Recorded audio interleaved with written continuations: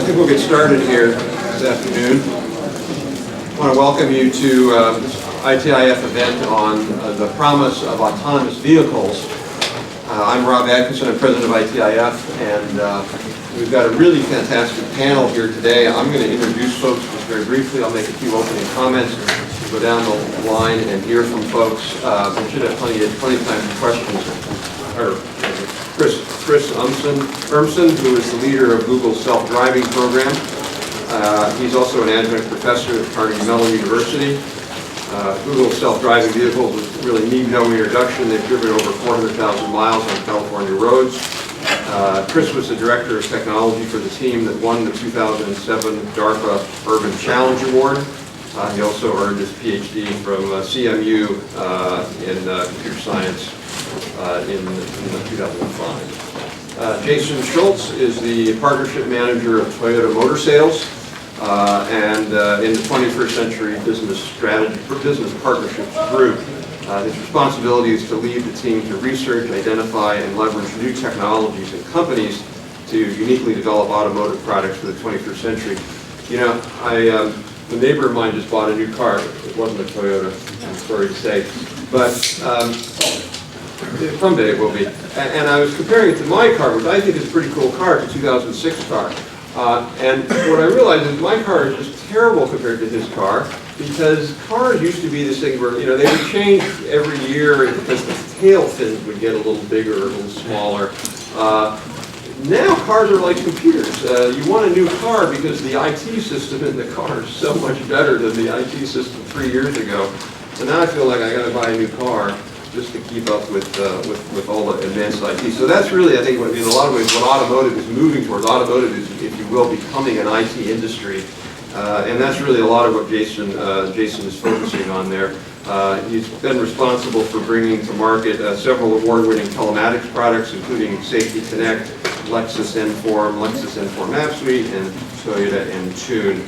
He's also received awards from CNET and Tech Radar for his work at the Consumer Electronics Show, and has also received the Telly Award for his launch work at Toyota Entune. To my immediate right is Bill Krennick, who is the Chief Technologist for High-Volume Linear Products at Texas Instruments. And Bill and I spoke about, it must have been 4 years ago now, and Bill was an early on enthusiast of what these technologies could do, because both Bill and TI are one of the major developers of the, and Bill will for sure tell you more about it.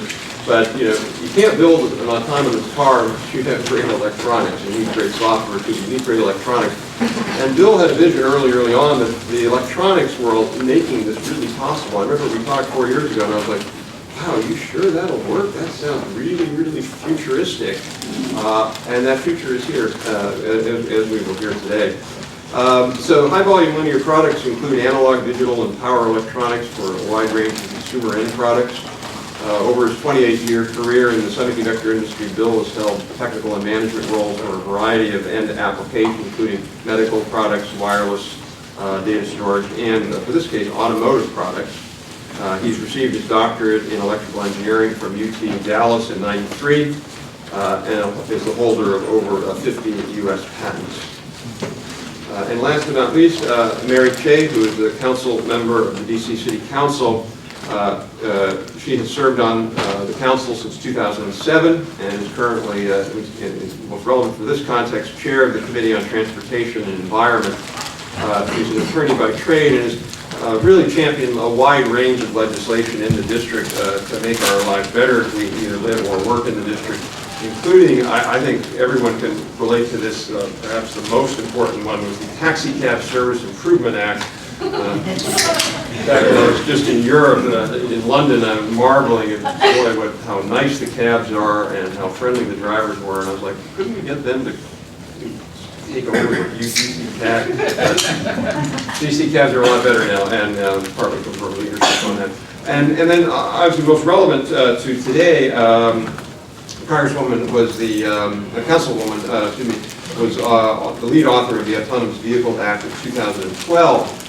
Which allows autonomous vehicles to operate on the district roadway. So we'll get into a little bit of the legal and regulatory opportunities and challenges in just a few minutes. So let me just make a couple of quick observations here, just to get us started. You know, again, we think about this, it's like, well, driving is this thing that there's no way we can sort of get the human out of the system. And I remember a few years ago taking an airplane ride, and we land the plane, and the pilot gets on the PA, and he says, by the way, we didn't land that plane. My co-pilot and I didn't do anything to land that plane. We let that plane land completely by machine. So completely automated landing. We were already on the ground. Well, he told us that when we were on the ground. If he said that in the middle of it, you would have seen a scene from Airplane. And, you know, it's like, are you kidding? Get your hands on the wheel. But, you know, planes can do that. And cars eventually can do that now, but eventually we'll be able to do that much more easily. Why is that important? Because human error is the cause of 93% of traffic accidents today. Human error. You know, you can see that. People texting, people drunk, people tired, people stupid, people who are just bad drivers. We see that every day.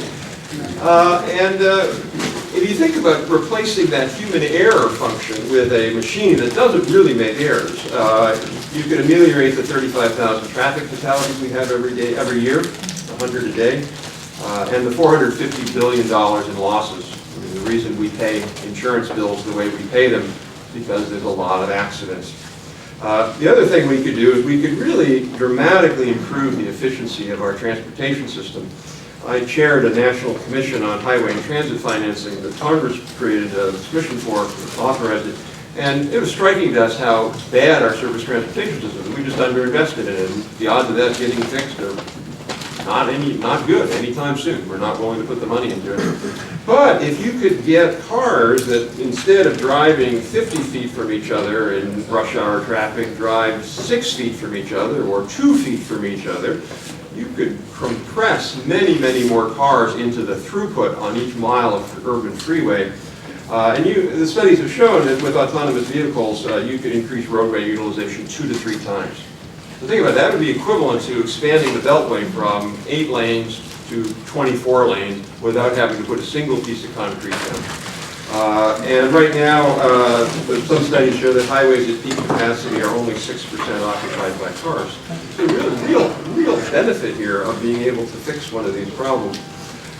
We could also increase mobility. If you think about one of the biggest problems that older people face as they get older, they lose the ability to drive effectively. I mean, it's happened to a relative of mine recently. We got in a little bit of a fender bender. She's in her 80s, and simply look, you can't drive a car anymore. It's just not safe enough. And so her mobility is quite constrained. Now, if there were autonomous vehicles again, that would again open up mobility. So for a whole lot of our populations, this could be a huge opportunity.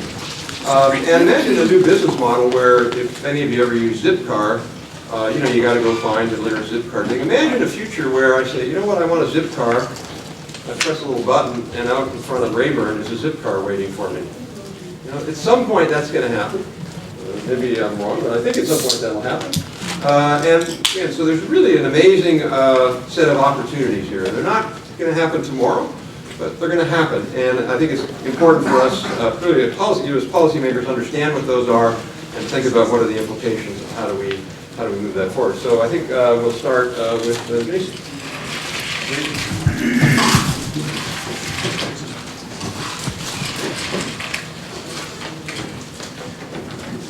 Thanks, Rob.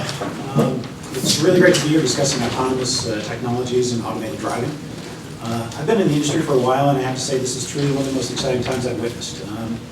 This technology can do for the driver what the Prius has done for the industry. It's really game-changing. So Toyota's been in the car business for over 75 years worldwide and about 55 years here in the U.S. Last year we sold over 9 million vehicles globally and about a little over 2 million here in the States. Today, though, I'd like to expand a little bit on what defines Toyota. We do more than make great cars. We aim to provide transportation solutions. We're designing and building cars our customers need for today, and we're also researching how those needs will change in the future. In fact, we invest about $1 million per hour in research and development in areas like hybrids, alternative fuels, collaborative safety research, home energy management, new user experiences, connected vehicles, intelligent transportation systems, and of course, automated autonomous technologies. So the term autonomous vehicle carries with it many different varying viewpoints and definitions. It's been called driverless, self-driving, autonomous, robocar, Michael Knight, KIT, I mean, you name it, there's a lot of people attached their own versions to it. At Toyota, we refer to it as automated and believe in a future where the driver is ultimately in control, where the technology serves as an always attentive virtual co-pilot that adds to the skill of the driver. It's similar in approach to autopilot on an airplane, where the pilot has the ability to interact and override functions such as takeoff and landing. These automated technologies will greatly aid in our goal of eliminating traffic accidents and fatalities. There's over 30,000, as Rob mentioned, 30,000 traffic fatalities each year. To put it into perspective, that's like Juneau, Alaska disappearing. Well, that's pretty significant to ask me. We believe in a thoughtful, layered introduction of safety systems that are constant improvement and increased integration are key components to achieving this goal. So, the question we have to get is, are these systems available today? Yes, in fact, many are, and they're the building blocks of the automated vehicle of the future. So 10 years ago, we introduced our groundbreaking millimeter wave radar-based pre-collision system. We've continued to enhance it with each new generation. In November, we launched the all-new 2013 Lexus LS that offers the latest version and is now the most advanced pre-collision system on the market. It helps the driver to avoid or mitigate collisions with vehicles or pedestrians under a number of different situations, whether it's city speed or freeway speed, day or night. If the system anticipates a collision, it sounds a warning and a brake. Brake alert is illuminated. Simultaneously, our system activates several cooperative systems to increase steering quickness, suspension control, and brake effectiveness. And ultimately, it will stop the vehicle if it sees the situation as being appropriate. It's augmented by 4 additional automated features. First, our upgraded lane keeping assistance that can respond to road crowd and crosswinds. And it actually, if you notice on the slide there, it actually looks at the lane markers on the road. Our blind spot monitor helps to identify vehicles in the driver's blind spot at even lower speeds. Rear cross traffic alert detects rear cross traffic when backing up. And adaptive cruise control is capable of operating between speeds of 0 to 125 miles an hour. Now, all that said, if you put all of these systems together, you're almost there. These are just some of the advancements we've made in the last decade. So, looking toward the future, we're testing advanced safety systems and automated technologies at 2 research centers half a world apart. One in Ann Arbor, Michigan, the other one in Japan at Higashi-Fuji. Our Ann Arbor facility is known as TRINA, or Toyota Research Institute North America. There, we're actively testing what some call our autonomous car. We call it our Advanced Active Safety Research Vehicle, which we showed off at CES this past January. It's outfitted with a number of advanced systems, including forward and side-facing radar, high-definition stereo cameras, advanced GPS, 360-degree LiDAR, inertial measurement units, and rotary encoders. Using this vehicle, we're able to really thoroughly test out the future platforms for autonomous. And take a look, it's quite a looker, isn't it? Yeah, maybe not ready for production yet, but anyways. For what it's worth, the advanced systems on our 2013 LS that's on the road today started out looking similar to this. As an automotive manufacturer, it's part of our responsibility to continuously refine the hardware and software to such a degree that we can integrate it into a vehicle in a way that maintains the vehicle's style and aerodynamics, while also engineering a solution that will be accepted by the market at a price point customers are willing to pay. According to J.D. Power, this is interesting. They fielded a study last year. A fully automated solution, customers are willing to pay up to $3,000 for it. So what we're showing you here today, that's about 3 to 4 times the cost of the car.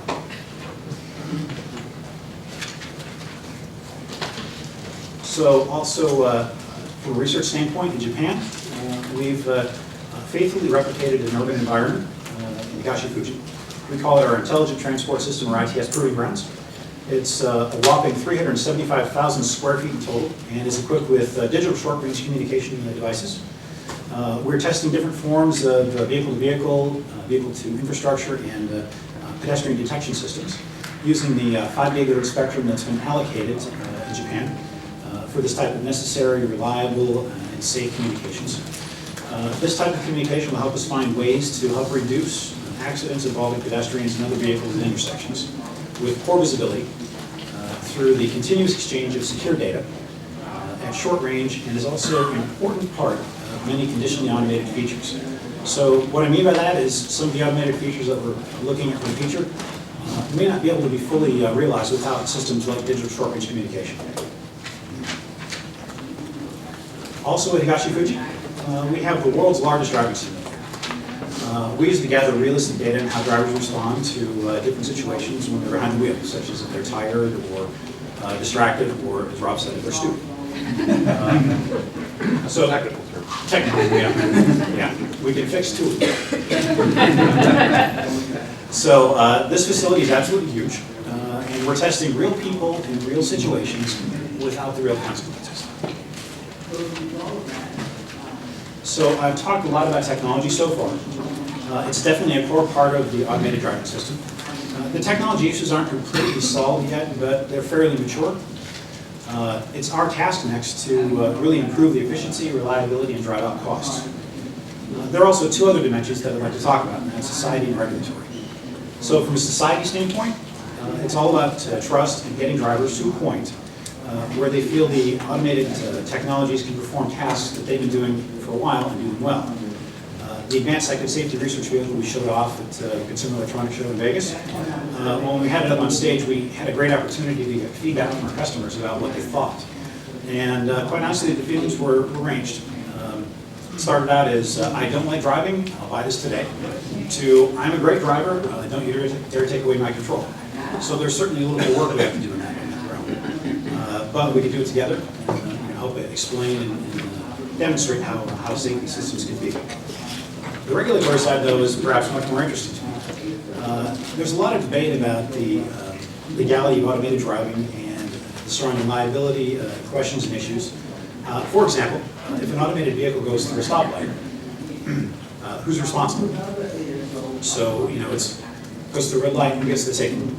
I really think this generally comes down to a question of identifying who the driver is. So, is it the person behind the wheel?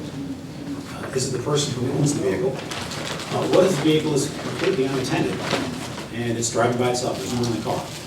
So who's the driver then? So these are the kinds of questions that will lead to a great deal of discussion. In the end, we'll all need to work together, come to common terms and understanding, to develop standard protocols for testing and evaluation for systems to ensure we're continuing to build trust with our customers. It's not the fun, where are the opportunities? As I said in the beginning, this is game-changing. The safety implications are enormous. For Toyota, this is a dominating reason automated driving needs to be successful. The chance to save more and more lives each day is our call to action. This technology will also help bring the automotive industry into a new era where new business models begin to take shape. These new business models could be in the form of next-generation car sharing, fractionalized vehicle ownership, new auto insurance models, and new forms of connected vehicles and user experience. We're also likely to see reductions in traffic congestion and fuel consumption. Automated technology can really help us make better use of our existing roadway by synchronizing vehicle flow and enabling things like high-speed platooning. Instead of the start and stop that we see today, we could see a more thoughtful procession of vehicles. These reductions could free up the average consumer spending as well. Today, our drivers pay nationally about an average of $818 per year in what I like to call a congestion penalty. So that's the additional cost they have to pay for fuel just because they're stuck in traffic. By the way, in DC, you're score off the charts. It's almost $1,400 per year per person. So the question is, yeah, well, congratulations. So I guess the question for me is, what if this money was freed up? What other industries might be stimulated? So where are the opportunities there? It's really eye-opening. So there are many other benefits I haven't mentioned. This is a big industry, and this has the potential to bring a big change and opportunity. There are also many questions we haven't asked yet. In fact, we don't know what all the questions really are or what they will be. There's a lot of groundwork that needs to be done before these solutions can be brought to market. So we must work together to find ways to thoughtfully and speedily clear the way for the introduction of automated driving technologies. So thank you for your time. With that, I'll turn it over to someone I respect and admire. Great. For folks in the back, there's lots of seats right up here, and so feel free to just come on up. If you're on at the end, maybe you can just move in. Chris. Well, thank you. That was a fantastic presentation. And Toyota is obviously incredibly respected in the industry for the work that they've been doing on active safety for many years.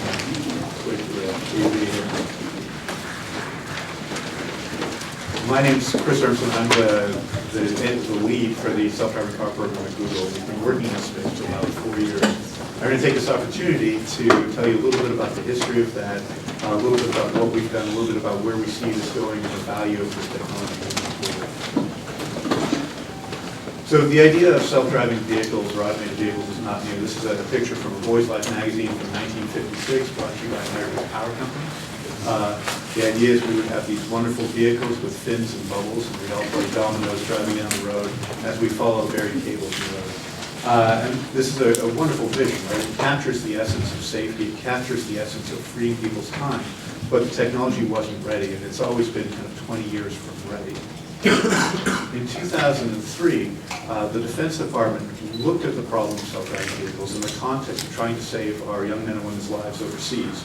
They said, they issued a statement that we would try and have a third of all U.S. ground vehicles unmanned by 2015. And this was, again, a laudable goal. Unfortunately, the National Academy of Sciences looked at this and said, at the rate of progress we're making with the technology, it's just not going to happen.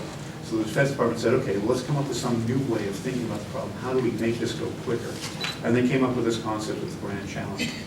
And the work I'm going to talk about here, and in fact, much of the work in the industry on automated driving and fully self-driving vehicles kind of stemmed from that. It was this kind of Woodstock for robot geeks, if you would, where we all kind of got together, we focused on one problem for a while, and generated a lot of energy. And out of that energy is flowed the notion that it's actually plausible to get self-driving vehicles in the near term. So in 2000, after this really successful program we actually had people drive 150 miles across the desert with nobody in the vehicles, no remote control. We had people driving, our vehicles driving in cities, 60 miles interacting with other traffic on this mock military base with no negative interactions really. Really compelling days. We then tried to take it to industry and make progress, and it didn't get the traction back in 2007 or 2009 that we might have hoped for. So Google said, well, actually, we think there is real promise in this technology. We can see ways that this can improve people's lives and make them better. And let's take a stab at trying to do this. And so I came to Google, and we recruited people from within Google and within the industry to come join us to try and do something new and innovative. Why do we care? Well, it turns out the contrast ratio on the slide is not clear. But safety is a starting point. So it turns out in the U.S., as both speakers before me have said, there's an incredible number of people killed and injured in accidents every year in the U.S. on the transportation system. If you think of inventing the car today, right, imagine we had this conversation. We're going to solve transportation in America. It's going to be really great, but it's going to cost you 35,000 people every year to implement. Right? That would be a no-go to start with. So now we have the opportunity to go back and revisit some of the assumptions we baked into the technology and try and make it better. We can eliminate about 4 million accidents per year in the U.S. 1.5 million people worldwide are killed each year. Bigger problems, and what leads to the safety is the fact that people don't actually respect driving anymore. They don't enjoy it most of the time. You have your sports car and you're winding up the coastal roads in California. That's a wonderful experience. Commuting to work in D.C., in San Francisco, is miserable. Anyone who tells you they actually enjoy driving in those situations should probably be locked up. And this is what people are doing, and it's becoming recognized both in our call to action to address distracted driving from a policy and legislative point of view, but also in the automotive industry and broader industry. With Alan Taub, he was former Vice President of General Motors. For some, driving is the distraction. For this young lady, it certainly is. This is a real picture. This is on the 101 in San Francisco, in traffic, driving with a trumpet. I think about airbag deployments. This is a disaster waiting to happen. When you think about other broader problems, right, as I said about carrying capacity of our transportation infrastructure, we're exceeding the transportation capacity we have, right? We're putting more vehicles on the roads faster than the rate at which we're building roads, and that's a real problem. That leads to congestion. The problem is there isn't anywhere to put the roads, and we don't have the money to build more of them. If the number that you quoted, I heard it was 8%, but 6% in that ballpark is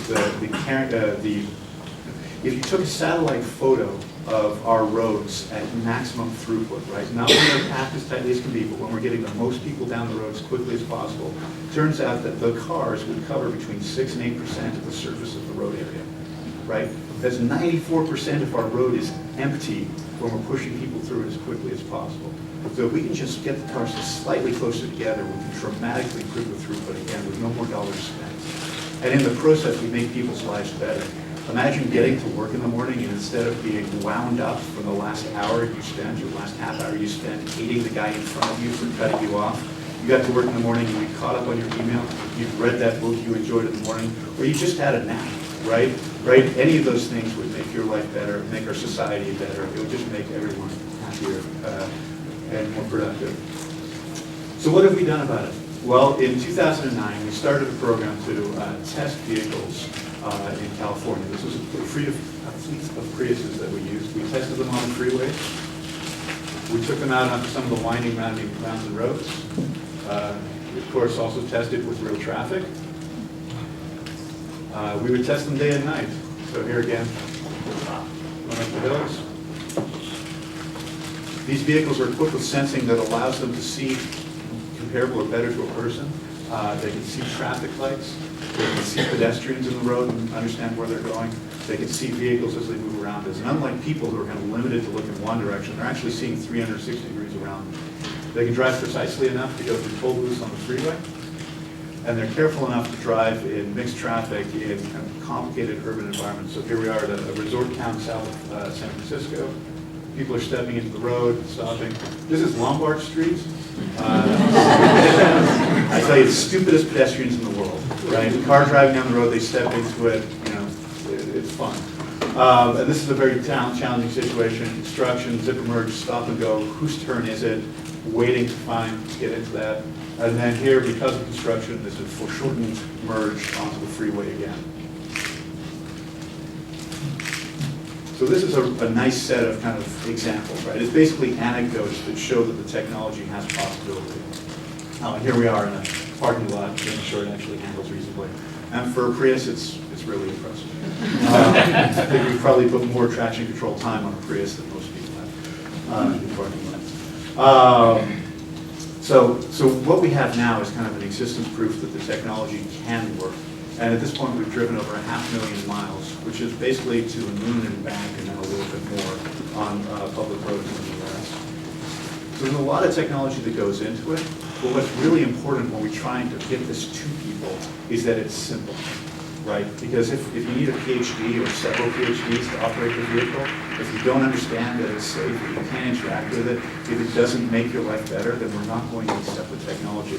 There's lots of optional safety features that are available to vehicles today that are not accepted at the rate we'd all want to realize the true safety potential because the customer doesn't see the value in it. And this is where we think that more fully automated vehicles, more self-driving capable vehicles will save the day.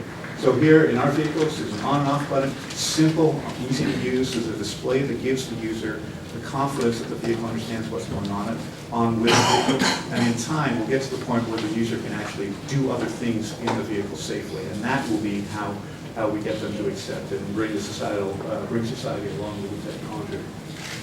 So progress today, just some quick statistics, 500,000 miles, freeways and surface streets. And so far, we've driven between what we call critical interventions, which is when our software thinks that it's working well and driving on the road, we've got to about 96,000 miles between it making a driving mistake, which is about 10 years of human driving. It's not good enough yet, And we need to be thoughtful about the point at which this technology is ready to be deployed and that it's meeting or exceeding human capability, but it's not too bad either. It's still under development. I want to show you another quick video here. Do you mind if we get the sound for this one?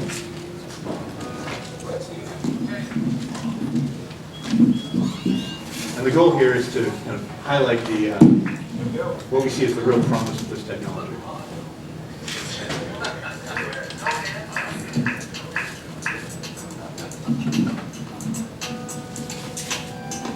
Thank you.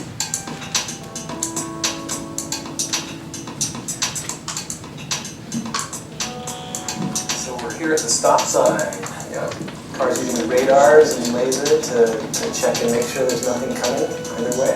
Not flat myself. Old habits die hard, man. They don't die. Hey, anybody up for a taco? Yeah. What do you want to do today, Steve? I'm all for taco myself. All right, well, let's go get a taco in the drive-thru.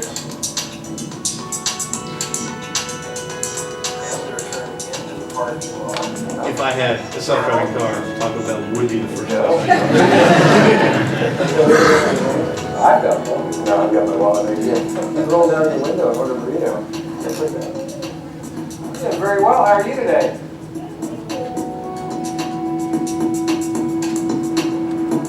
This is some of the best driving I've ever done.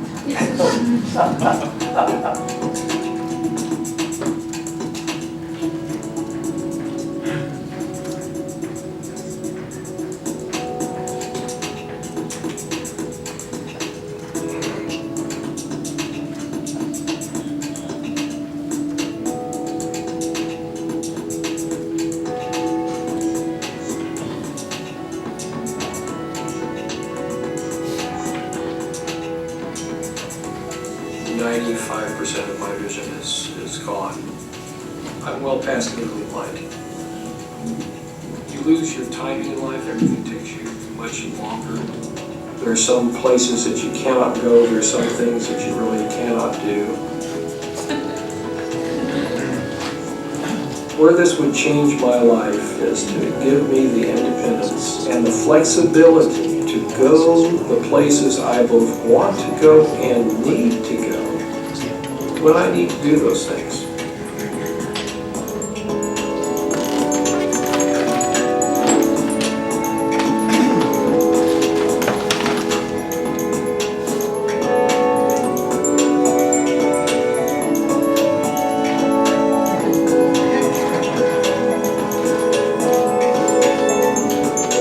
So this is obviously an aspirational video.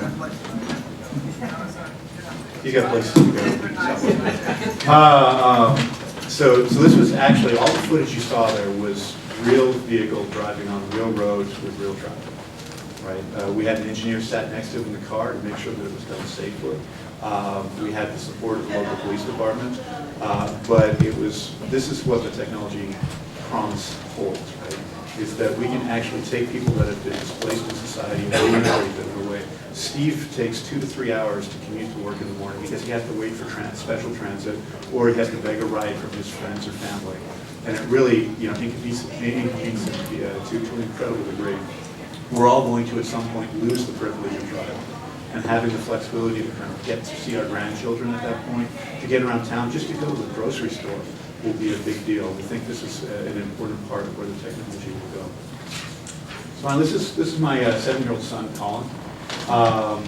And this is kind of my timeline, right? I look at the technology that we have and the potential of it, and I look at the situation in the world with transportation, and I say that, when he gets to the point of being on these roads and driving, that I want him to be safer and I want him to have a better life.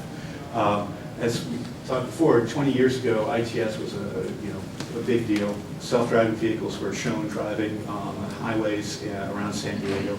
Really pretty amazing accomplishments. And at that point, we said the technology is 20 years out. And anytime you say a technology is 20 years out, basically it can surf that wave, right? Something can be 20 years out forever, right? It's always 20 years out because you don't have to do anything. And so at Google, we're working hard to actually bring that horizon in and bring it more to like a 5-year horizon, and we think that's feasible. And we'll see where it goes. And we look forward to working with everyone to address the challenges that lay ahead of us. So thank you.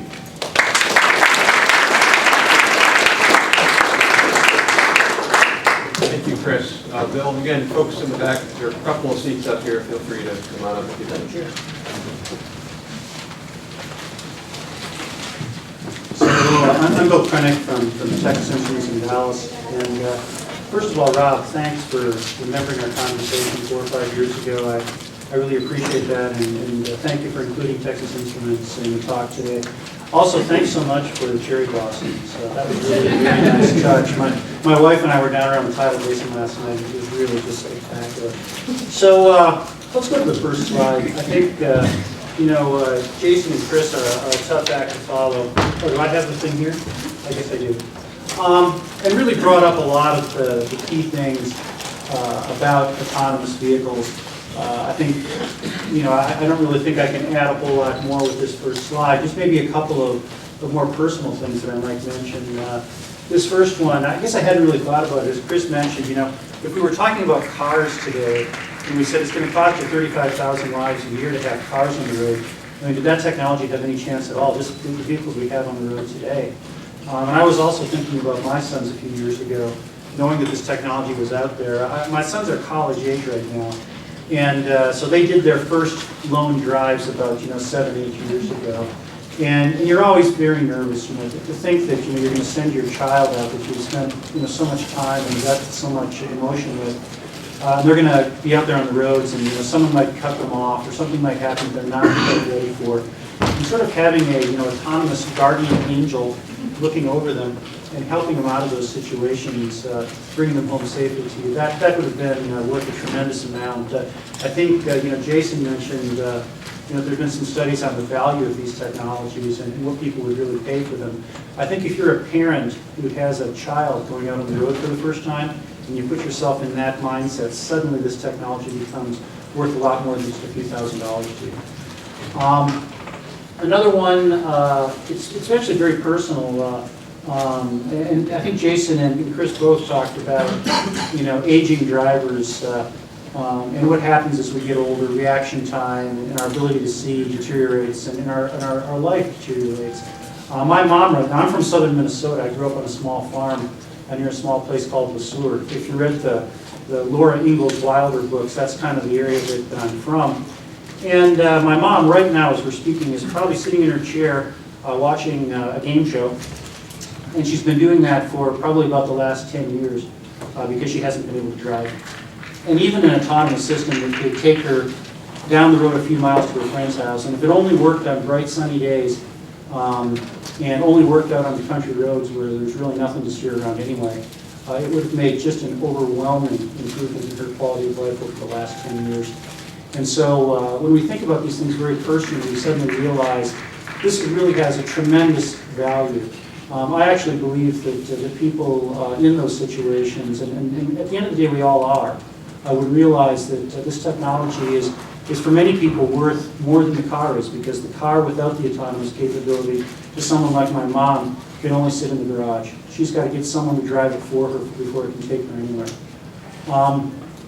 The last point was touched on just a little bit. Again, I grew up driving tractors on my dad's farm, and so I was driving at a time when I was terrified. My father had me on the tractor when it took my entire body weight just to push the clutch in to stop the thing. And I've always thought of myself as a pretty good driver, having survived that. You're kind of ready for anything. But driving on Minnesota roads in the wintertime when it's icy and that kind of thing, you build up a confidence and a capability to drive. And I enjoy driving, and I think we should all learn to drive, and it's important. And I think to the people that think that this isn't going to be cool, and I have a lot of friends that drive sports cars, it's like, wow, can you imagine autopilot? This is just going to be the coolest thing. I think, Tesla taught us that a lot of these technologies that we don't think belong in sports cars, like electric technology, actually can find their place there and be quite exciting. And I think autonomous transportation, we might actually find out that some of the first cars on the road might be, this is Bill Crannick's prediction alone, might be some pretty exciting vehicles to drive. With that, let me tell you a little bit about Texas Instruments. Many of you might have had a Texas Instruments calculator in high school or college. That's actually a very small part of our business. We're very proud of it, but it's less than 5% of our revenue. We're really a semiconductor components company. Texas Instruments invented the integrated circuits, and Jack Kilby, the inventor, actually received the Nobel Prize for that. So we're very much into components. We're in a lot of systems We've got a focus on safety at TI. Our CEO has identified safety as one of those things that's important to society and that the corporation should focus on preferentially. And so Safe TI is actually about more than just automotive safety. It includes medical products, aviation products, and security products, those kinds of things. But we have had a very strong drive on automotive over the last many years. We're the world's largest supplier of integrated circuits for advanced braking systems. So when you're out on the slippery roads and the ABS system keeps you from hitting the car in front of you, it may well be a Texas Instruments integrated circuit that's helping that happen along. And I've included a couple of die photos. Some of you, at Texas Instruments, these are like our baby photos, right? We're really proud of these little photolithographically defined chips, and we wanted to share those with you. But we do provide semiconductor component technology and sensor technology for really a wide range of automotive use. Computer vision systems against advanced braking systems, stability control systems, traction control systems, those kinds of things, electric power steering systems, and the like. And so we're there very much at the component level. I think Chris and Jason talked more about the system level, the entire car with the sensors on it. We're actually the people making those sensors and those subcomponent technologies. We're very much involved in ISO 26262, functional safety standard. In fact, we lead the semiconductor activity on that standards body. It's very important when we talk about these systems that we think about what it really means to have, for example, a system failure. You can imagine, if we have let's say it's a lighting system or a heating and ventilating system in a building, the system can simply say, well, hey, I've detected a failure. I'm going to just safely shut down, and it's your problem, and get someone in to fix it, right? You can't do that for a car barreling down the road at 70 miles an hour. You can't just say, hey, it's over for me, you take over. You've got to be able to detect failures very early on. You've got to fail in what we call a functional way, an operational failure, so that the system continues to operate and brings at least the present use of the system to a successful close. We've seen some of this, and some of you are probably familiar in aircraft systems, multiple redundant systems operating to try to ensure that if there is a failure, the chances of there being some kind of catastrophic result is very, very small. Some of our newest semiconductor processors that are used in automotive and other systems run well over 100 real-time continuous diagnostics. So while they're operating, they're running literally hundreds of diagnostics in real time continuously to detect fail and make sure that the system, if it does fail, comes to a successful close. And as you might well imagine, even though we oftentimes think of these large robotic systems as complete systems that have to operate from a high level, we can sense failures and we can detect the onset of failure at the component level before it's apparent at the system level. So we can bring something very unique there. Another aspect of Texas Instruments, I just want to note it very quickly on the slide. We're involved in a lot of other stuff. Almost anything you pick up that's electronic that you own probably has a TI chip in it of some kind. And so as we talk about entertainment systems for cars, information systems, some of the things that we'll roll out alongside autonomous transportation, because as the driver can take their attention away from driving the car as a full-time activity, they can do things like put on their makeup and dry their hair and play their porn and their computer synthesizer. We're involved in some of that stuff too. Okay, so just a few thoughts. There's a lot of change here. I talked a few times already about the family farm. When my dad was a young boy, he actually mowed hay and plowed the fields with horses. And so in his lifetime, going from horses to internal combustion engines was a big change. It could well be that the change we see with autonomous transportation will be just as dramatic, maybe even more so, as we go from simple cars that we steer down the road to cars that can do some of those or all of those functions for us. It's going to evolve over quite a few years. There's going to be some challenges. There's going to be some bumps in the road as we go along. We got to keep the big picture in mind. I tried to keep all the problems, kind of the big problems that people throw up, to just one bullet in my presentation here. And I won't dwell on it for very long, but yes, there are issues with malware. Yes, you have to worry about hacking. You don't want to create a system that allows someone to hack into it and bring all of Washington, D.C. to a standstill. Those things can be overcome. Product liability, I think Jason mentioned very briefly. Yes, that is a big challenge. Who's at fault? Who owes who what at the end of the day? I'm not an expert on policy, but I have absolute confidence that if we can save tens of thousands of lives, that we'll fix all of those problems. I think as a society, I can't imagine with our humanity at our base that we wouldn't find a way through those things with the incredible benefits that we can gain from the technology. It's going to be an exciting ride. It's going to be a lot of fun as we go through this transition. It's going to take some time, and there will be some challenges. There's a lot of benefits. The leaders are going to benefit the most. That's always the case with new technologies. The United States is leading. We're not the only country working on this. Other people understand it as well. Jason showed test tracks in Japan. But we are a leader, and we can exploit that. We can benefit our society with that. But we've got to have the courage to stand up and bring the technology forward. Thanks so much.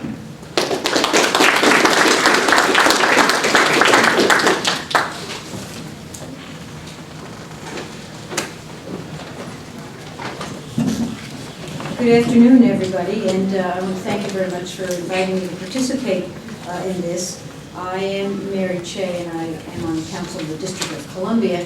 The district is an odd jurisdiction. We are not a state, but we function on the council as a state legislature, a county government, and a local government all rolled into one. So it's a lot of fun over there.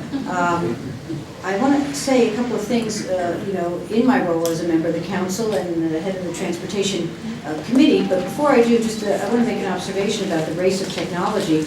Just last night I was at an event. It was a medical society event, but there was someone from NIH talking about the genome project. They never expected by 2003 to map the complete genome of a human body. But by collaboration and by almost a race and competition, they were able to do that by 2003. But then the question is, well, what happens after that? What can you do with that? There was speculation by futurists that, well, gee, we would hope that in 20 years, we would be able to, in one day, and at a cost of $1,000, give each of you your genetic makeup that you could then take to your doctor and use it in various ways. They were saying 20 years. Here it is 2013, and they're already at a place where in 1 to 3 days, they can get your genetic makeup and at a cost not much more than $1,000. So what happens is, and it's not just in that area, but in this area as well, when you talk about 20 years, I think that what happens is you get a critical mass, you get the competition, the collaboration, and then you leapfrog over what you thought would be the time period. So I'm very optimistic that we're going to be closer to where we think we would have been as this gels and moves forward. Second, I just want to make an observation about the taxis in the District of Columbia. I did pass this law, a significant omnibus statute to bring them into the 21st century. However, implementation has proved to be quite difficult. And I've had oversight hearing after oversight hearing, and we are not there yet. So if you happen to get into a taxi in the District of Columbia and you're grievously disappointed, we're the ones who have to make the leapfrog to take from legislation to actual implementation. But I hope you get in a good one in the meantime. In December, the council passed, and it was unanimous, the bill that I authored. It was called the Autonomous Vehicle Act, and it allows autonomous vehicles to operate legally here in the District of Columbia. And in that sense, we followed other states, California, although we are not a state, California, Florida, and Nevada, enacting this type of legislation. And we were the first urban jurisdiction, really, to take this on in our region. Now, we do have the technology, and it will be moving forward, but I believe that we have to have established the legal framework within which these vehicles can operate. So that's why we wanted to jump out and do exactly that. This is part of an overall approach to transportation. Transportation is the lifeblood of any community. If you can't move, can't work, can't have a social life, can't do all the things that we need to do. So, I don't know, maybe it was Jason or someone said something about we look for transportation solutions. That's what we're doing in the District of Columbia. First of all, in the district, we have almost 40% of the people, who don't even own a car. Okay? And many of those who do own a car are what we call car light. They only have one. What are our people doing? Well, we have bike paths, we have cycle tracks, we have bike share. We have 28,000 members of our bike share program. So if you're not a member, you should join. You can go out to the stations, get your bike, travel all around, return it wherever you are, and go on your way. We've been embracing Car2Go, fabulous system, Zipcar. We have focused heavily on engineering our way to extraordinary safety for our pedestrians so that people feel very comfortable and safe in walking. We have buses, we have subways, and very soon we will have streetcars operating in the District of Columbia. So we have all of this, and we regard it as a system, and the taxis are part of that. But this is also part of that, because we know what is happening in the district and in the region. It's not just the district, it's the region. People coming in from Virginia, people coming in from Maryland. 2/3 of the people who work here don't live here. So it's a massive influx and then exodus during workdays. Now, in terms of the approach that we're taking, with respect to traffic, first of all, one of the problems someone raised, well, what are we going to do if an automated vehicle, runs a red light? We have that solved in the District of Columbia. We have photo enforcement, and we do that really well. And it's the owner of the vehicle who pays the ticket, unless that person can prove that somebody else was driving or there's some other explanation, the car was stolen. You have to pay. So that's not going to be a problem. We got that covered. But in terms of thinking about this, choking on traffic, about 1/3 of the congestion in the District of Columbia right now, 1/3 of it is people who are looking for parking spaces. They're circulating round and round and round looking for parking spaces. So we have to try to figure that out. Now, we're not to the autonomous vehicle yet, but one of the things we're doing, we have various policies that we're trying to implement. Performance parking. We'll raise the cost of parking on the street to match whatever the demand is so that there's constant turnover.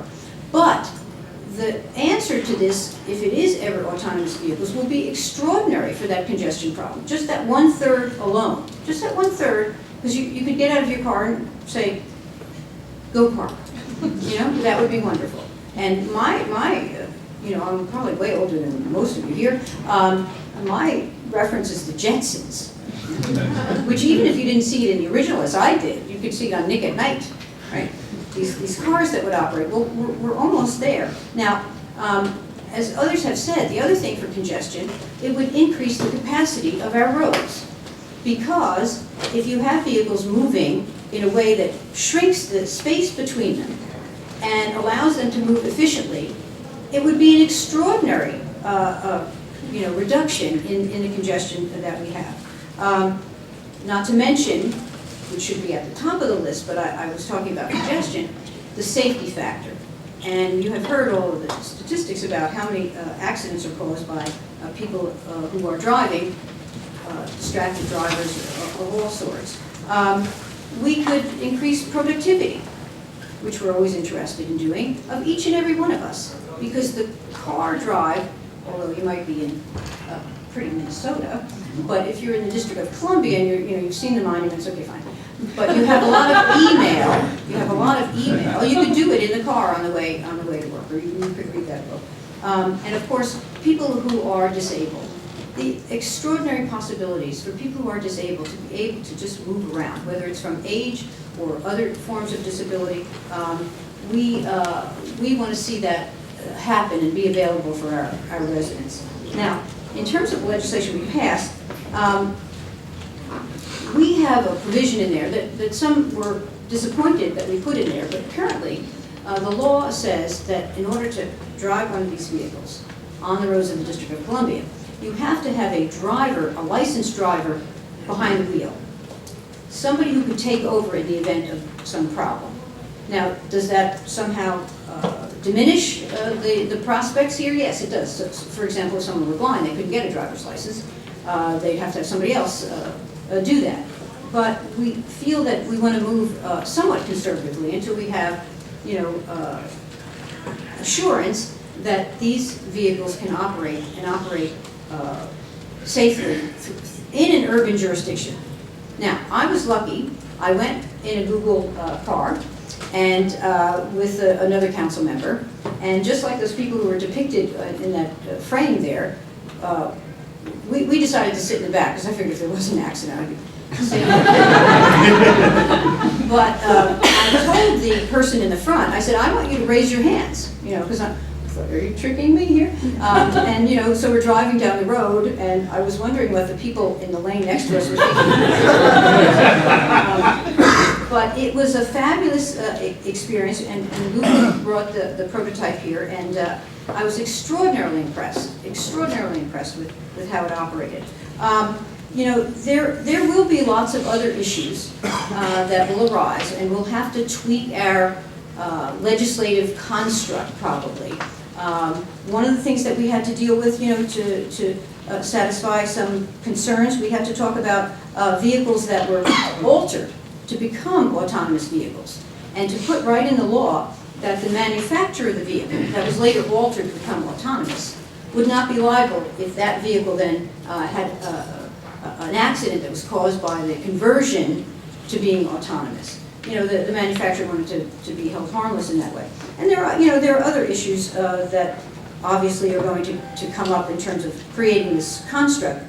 But we are interested in any and all advances to improve our transportation system and transportation solutions. And this will be a key one, and I just can't wait until we can actually put this on the road and see people in these cars. Thank you.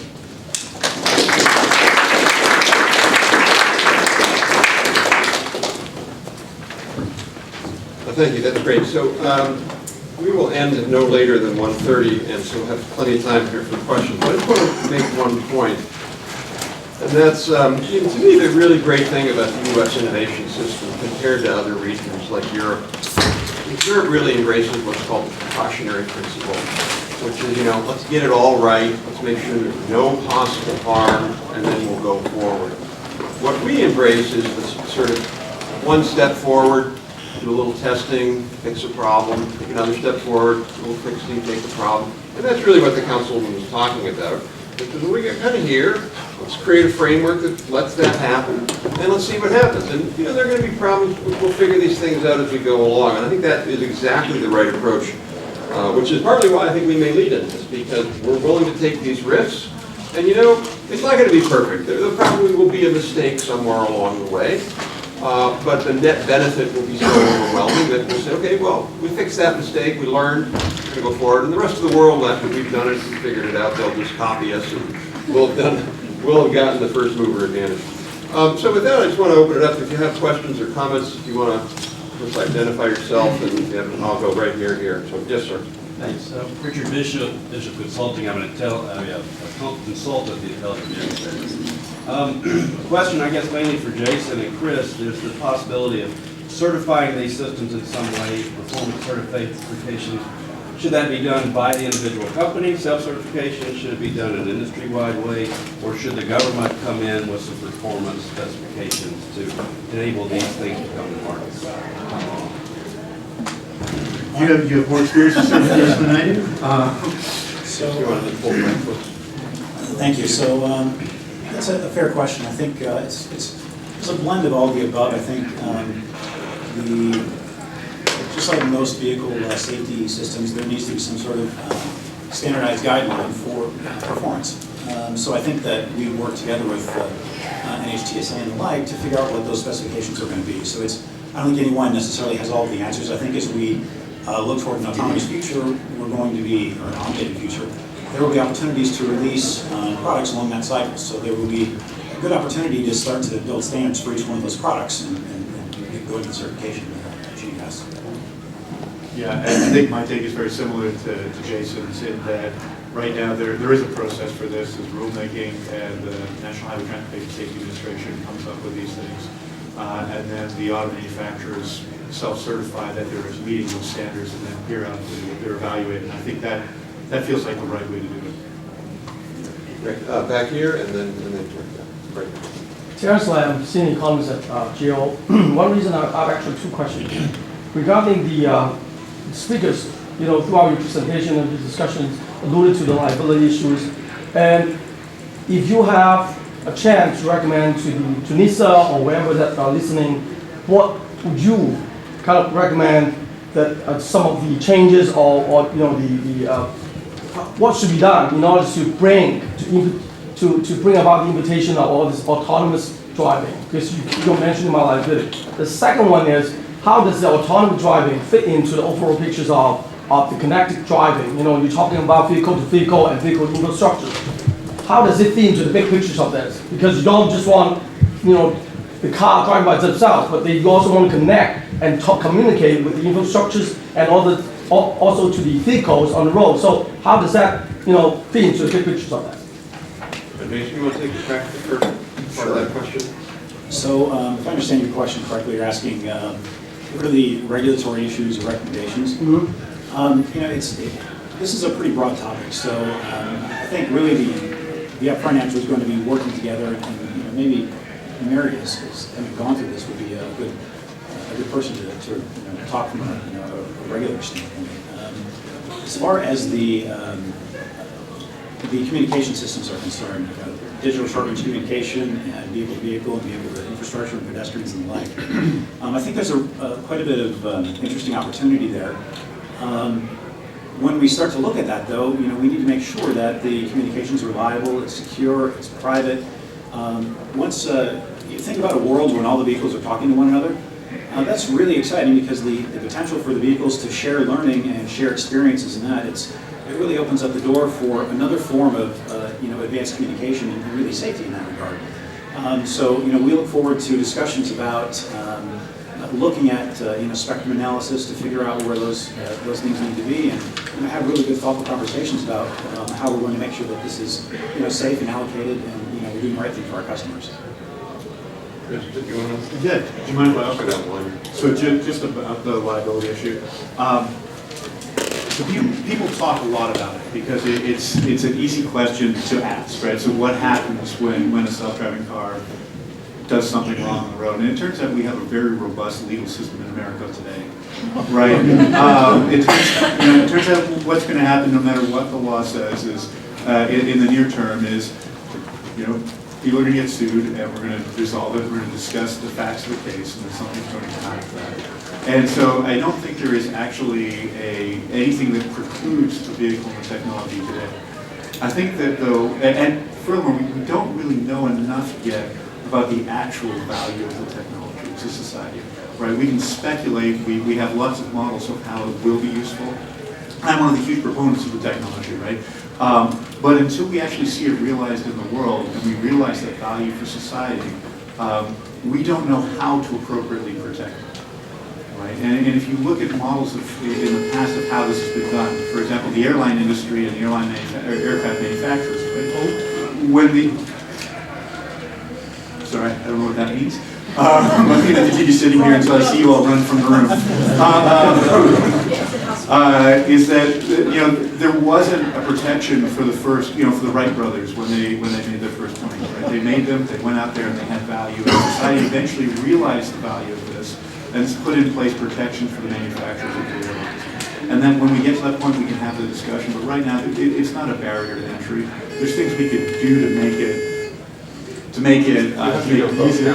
Yeah, I'll be on that. So that's I guess thought on liability. And then on the connected vehicle, these are two technologies, because they're advancing in parallel right now, that often get intertwined, right? There's the self-driving capability and the connected vehicle capability. And they're almost orthogonal, right? So you can have, we have cars that people get in today and drive, right? And we can have cars that talk to one another. And both of these are two really exciting technologies that in the future will come together, and perhaps, you can imagine a self-driving vehicle that has superpowers because it now talks to other cars, right? It can't use its sensors to see through buildings, but by using the connected vehicle network, it can see a vehicle coming down the road that it wouldn't otherwise be able to.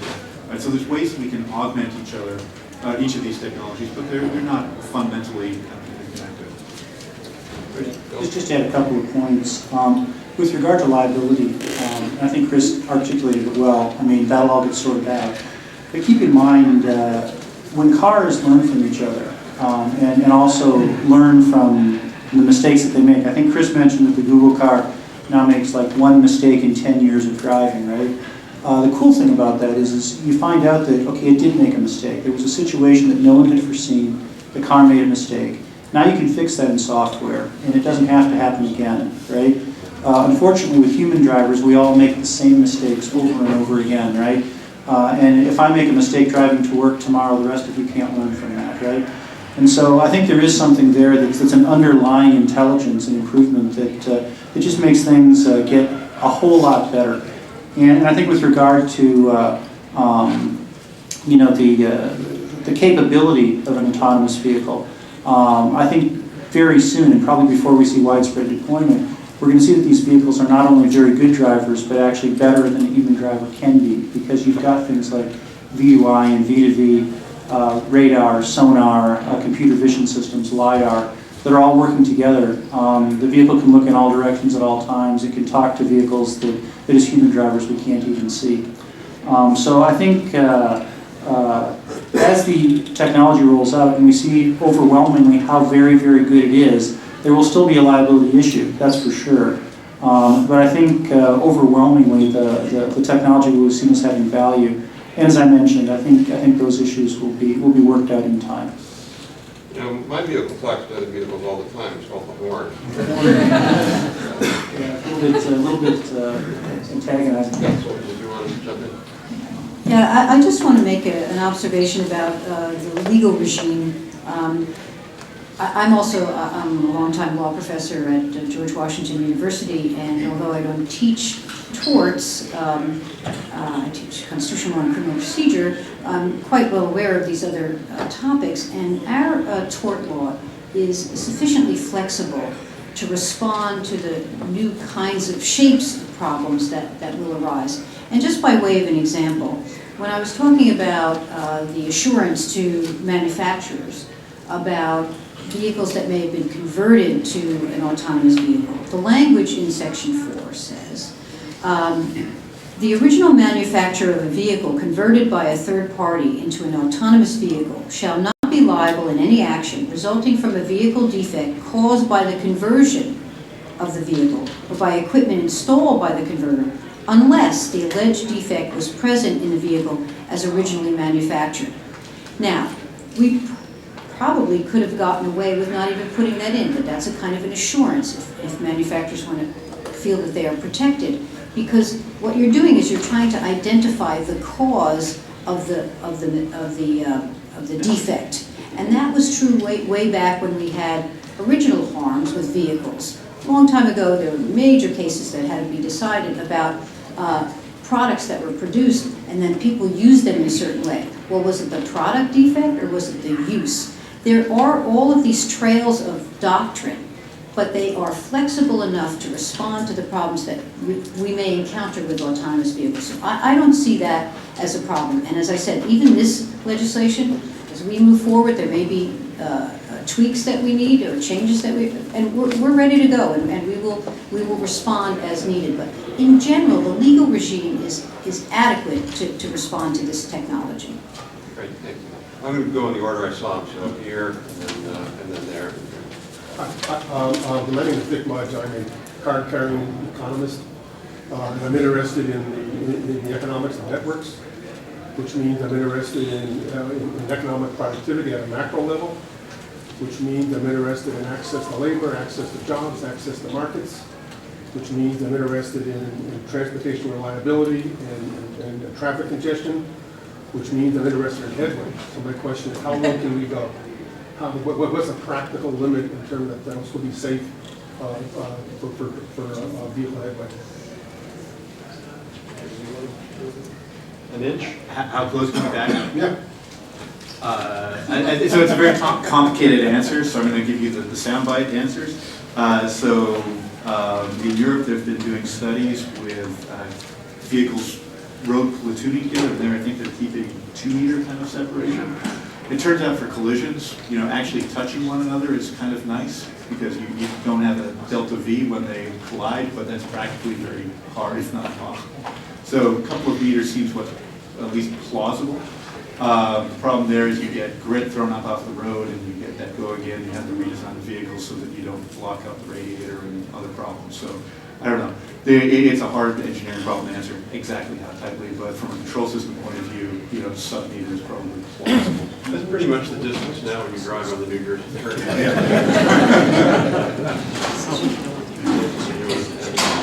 Yeah, I echo a lot of what Chris said. I think, it's a really exciting opportunity to take better advantage of the infrastructure we have today. As I said earlier too, I think some form of short-range communication between the vehicles becomes very important also. So, how are those vehicles going to talk to one another? There's proposals of using short-range communication. There's talk of using some sort of light emitting. There are many opportunities to do this, but I think it's a great opportunity. Looking for ways to consistently interface with each other is going to be really critical as those systems get developed and built out. Your hand up. Sure. My name is Amitai Vinod. I'm from the Office of Senator Chris. First of all, it's really exciting to see the private sector be so involved in driving this forward and taking it towards commercialization. I was wondering if you could speak about the role of other governments, maybe more technocratic governments like China and Japan that we've heard have been involved in this technology. What is their role? Do you know anything about their roles in promoting these technologies? And is there anything you can learn from that about any potential role for the federal government beyond standard setting? You obviously know what Japan is doing. So, great question. Japan's very active in the space from a research standpoint, looking at intelligent transportation systems. I mentioned earlier that we're using digital short-range communication in Japan. We're actually doing multi-frequency tests. So, in Japan, we're using the VHF frequency as well as the 5 gigahertz band that we talked about here. It's interesting. So, from Japan's standpoint, the population challenge that we have today of the aging population is actually somewhat magnified there. So Japan's position is it's a very realistic tactical problem that has to be solved to help manage that aging population. I think here in the U.S. we have something like 10,000 folks turn 65 each day. So it's along the same, a little bit worse in Japan. So going back to the video that Chris showed about handling the disabilities and whatnot, it's again it's something I said we're very passionate about. So our researchers are working very heavily in Japan to solve this problem. In fact, they're even taking it a step further. Given the infrastructure in Japan is a little bit smaller to deal with, they're actually doing some tests on the road with light emitting and things like that to manage stoplights and manage flow. So it's from a government standpoint, there's a great relationship that we have in Japan to help foster these things. I think right here. I'm Matt Warner at Broadband Policy at the FCC. I was actually wondering to the extent 3G and 4G networks would be utilized by these cars, besides like just mapping and moving their destination, what other ways, if they're, that's part of the consideration. You go first this time. I'll go first this time, okay. So our vehicles today use the 3G or 4G networks. When we talked earlier about connected vehicles, there's a lot of work on a dedicated short-range digital communication network, DSRC, which is outside those bands. And that is intended to provide very high-frequency updates. The 3G and 4G network are incredibly valuable for just providing lower data that we can live with larger latency on. They're still very fast networks. We can get a couple of seconds kind of update rates and latency, and that's, we ship map data, we ship information that says which roads are open or closed for the vehicles to operate on. It's incredibly useful, and we'll continue to do it. So I would echo that. Yeah, I think when you talk about vehicles going down the road, merging together in traffic, coming apart at high speed, you've got to be able to make and break communication links very quickly. You've got to be able to do that very robustly, and you've got to make sure that that you've got infrastructure in the protocol of those networks to make sure that you've got sound communications and there's no presence of someone creating mischief, no malware or hacking or anything like that going on. I think with regard to 3G and 4G, I would echo what Chris said. Those those networks were not designed with that in mind. And so trying to do vehicle-to-vehicle through, say, 4G LTE, that's not really practical. I think you need the DSRC for that. But certainly for navigation purposes, for updates on road conditions, congestion, optimum mapping, where there are threats on the roads, that kind of thing, certainly the network can be exploited for that, along with, of course, infotainment. someone raised the point before, and I'm just curious how this would be resolved. Your autonomous vehicle comes to a construction site, and someone said, some slide there, who goes first if you have to merge or whatever. So how does that get communicated? How would you know that? So you can take this one. I can take this one? Yeah, so we... The one with the Toyota. That's red, the Toyota clearly goes first. Take Jason's answer for him. So really, it turns out that people do this every day, right? We get into these zipper merges, and there's some kind of subtle interaction about the positioning of the vehicle, and I'm slightly in front of you, therefore I should be a whole car length in front of you, or whatnot. And we have actually developed algorithms that, based on experience in these situations, react in kind of a similar manner. And ours are slightly more cautious than probably most DC drivers about this, and a little less aggressive, but it's a matter of studying the human driving habits, because these vehicles are going to interact with human-driven vehicles on the road. Even if you have that stupid driver that we keep referring to? Those are the challenging ones, yes. We'll go here. Actually, I'm sorry, if I could add something. Just Okay, good. one comment about the 3G and 4G. I think so as others have said, I think it's really important to focus on what is the application. So if it's a safety application, then we need to look at the spectrum that's going to best deliver on that. If it's an infotainment function, then that's slightly different. With regard to vehicle-to-vehicle, vehicle infrastructure, and pedestrian detection systems, that's safety. So we have to be very careful about making sure that communication is reliable and secure and safe. But I think looking forward to, let's look at the theoretical future of the fully automated vehicle, where I kind of sit back and just kind of read a book or drink a coffee. I think that's going to shift the relationship of driving in a way. And what I mean by that is, what am I going to do with that time, and am I going to need to leverage an LTE sort of connectivity to stream content to the car? This really fundamentally changes the way that we look at the in-vehicle experience. I mean, I'll need access to a ton more of other opportunities and information and things like that if I'm going to use that time for other collaborative or sort of business or offline purposes. So I think looking at the car as a connected vehicle, we've talked about it for years, but I think in the next 10 years it's going to become an even more dominant player in looking at what we like to call the fifth screen. Your windshield could be a video Skype experience.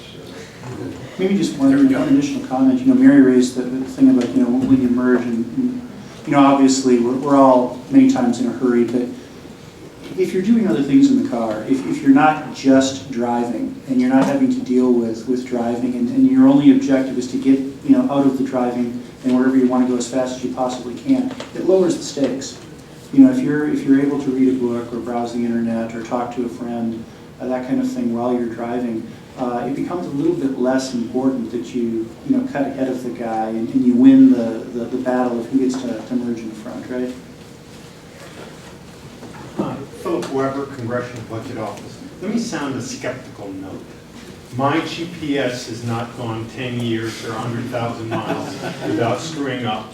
My PC in my office, well, not mine, but the person in the cubicle, this morning, the PC, which is a lot less than 10 years old, gave her the blue screen of death. So when I keep hearing about this, and the PC industry has certainly had 40 years of cumulative learning that we were talking about. So realistically, that one metric sounded very nice, but realistically, how much PhD mechanic time have you had to maintain your cars? Do you have an IT department for each car? Just realistically, what's it look like? So that number is what we call release software and release vehicles, right? So that we have a kind of a structured process by which we push software out the door for testing on the roads, and it's not releasing that give to the general public, but it's it's software that we've kind of hit a metric or some milestone, and then run through a variety of tests and then released for broader testing. That number, there are things that go wrong, right? And this is. The software is running hundreds of diagnostics a second to check to see if everything's happy. This is that in the state where it thinks things are happy, right, where the wheels haven't fallen off or whatever else might go wrong with your car, that doesn't happen very often, it turns out, that while it was driving, that's how long it was between it making driving mistakes. The rate at which it detects something that's unhappy, and these are, we set the bar for this incredibly low, right? How quickly it says that something's not quite right is about 250 to 300 miles right now. And we're focusing on the smarts of driving rather than the hardening at this point. And so that's why I talk about that other metric, because the second part of that metric is good old kind of engineering and just putting in the time. And it's a lot of work, and we shouldn't underestimate the challenge of doing that, but it's different than embedding the smarts in the vehicle. Just to talk about the PC industry and kind of software reliability, right? It's a very different space. It turns out that it's okay if your PC reboots once every week or even once a day, right? It kind of pisses you off, and you're really annoyed that you didn't save the thing. But no one gets hurt, right? And so the incentives in the way that the software is developed are quite different than the incentives in developing software to drive a vehicle, and that's why you see mismatches. And so you're right, your Garmin screws up and your Windows box reboots. But comparing that in the 40 years of lineage that has versus the automotive industry, where I don't know how many lines of code are in a Toyota vehicle, but it's millions, tens of millions probably. And it turns out you turn your car and it goes most days, and when it doesn't, it's something mechanical that's probably fit. So, Bill, isn't that part of it though? Like my refrigerator, I never reboot that, and that has all these electronics in it. It's partly because you're integrating into the machine more, and it's more of a single-purpose device, whereas a computer is a multi-purpose device. I mean, am I off on that? No, I think it's a good point. I also wanted to mention when I was thinking about this technology some years ago, I actually had an office in our building that was out by 635 LBJ Expressway in Dallas, which some of you might know is one of the major thoroughfares. And I was trying to figure out, how often is it okay for me as an individual? Societal acceptance, forget about technology, to just shut down the highway, to have an accident and screw up and shut the whole thing down. And I thought, I should get to do that once in my lifetime at least, right? And so I took a quick poll and I looked at the number of cars going by, and I figured, okay, well, if everybody got to do this once in their entire lifetime of driving, how much would the highway be shut down? And what's amazing is you find out human drivers are really, really good. We tend to think of human drivers as being really, really bad. But the truth is, it's amazing. If everyone shuts down the highway once in their lifetime, the whole system is shut down all the time. And it isn't. It would be totally unusable.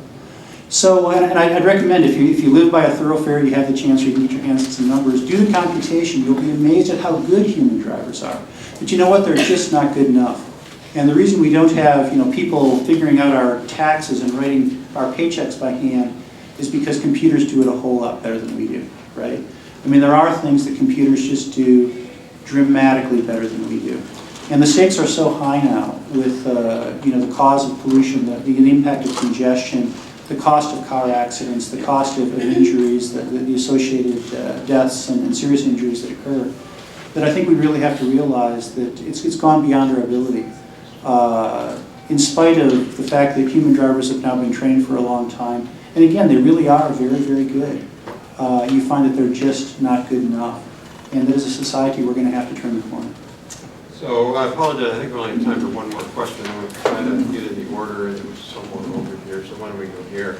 And then if you have, if it's quick and we have a quick answer, I will go to you because I see your hand up. I'll make it quick. Hillary Zarin, fellow working in the Office of Transportation and Air Quality at EPA. Wondering if you guys can comment a little bit about any kind of systematic data collection you might be doing on, particularly Toyota, on these vehicles with GHG emissions. So, thank you. It's a fair question. So, with regard to looking at environmental data collection, for the autonomous vehicles, it's not currently focused, but it's on the plan to evaluate because it's definitely a thing that we see as being a significant impact. That's looking at Toyota as a whole. There are many other ways. As I mentioned earlier, we're looking at working on alternative fuels and actively studying car sharing and a lot of other things. So it's the autonomous program that I'm really working on is not a core function yet, but certainly will be in the future. And then You get the last question. I'm Patrick Roberts, Virginia Tech. Are any of you working on autonomous aerial systems, and are those part of the transit networks of the future? Aerial systems. Drones? Drones? Yeah, also called drones, or various unmanned aerial vehicles. Yeah. I don't know how to fly it. I'm going to Google it, but it's a secret project. I have one of those little helicopters, but We actually do have an informal privacy working group that meets every month, and we had our second last one was on drones, and there is a House bill being introduced, or being considered, I should say, on drones and drone privacy, which is quite interesting. It's a congressman from Massachusetts, I'm not blanking, a subcommittee chairman, maybe anybody. well, I mean, just a comment. It's an interesting issue. Yeah, it's an interesting issue. I mean, there is some cross benefit to automated technology. It's part of the same idea. But if you look at ways to reduce congestion on freeways, automated driving is one of those ways to do it.